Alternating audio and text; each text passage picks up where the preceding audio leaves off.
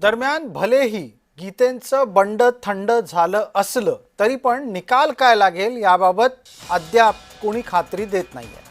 नाशिकमध्ये महायुती एकत्र काम करणार असल्याचा विश्वास उमेदवार म्हणून नरेंद्र दराडे व्यक्त करतायत, पण गोकुळ गीते त्यांना एक सूचक इशारा देतायत। उलट काही झालं तर दराडेंचं ते नशीब आहे असं समजू, असं गणेश गीते म्हणाले।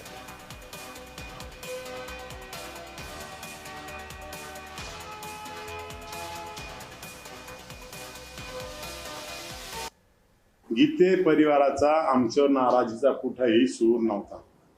मुळात त्यांनी आता त्यांच्या आधी सांगितलं का आम्हाला 17 मध्ये असं झालं, 19 ला असं झालं, आम्हाला थांबायला लागलं, आम्हाला जिल्हा परिषद हे करायला लागले।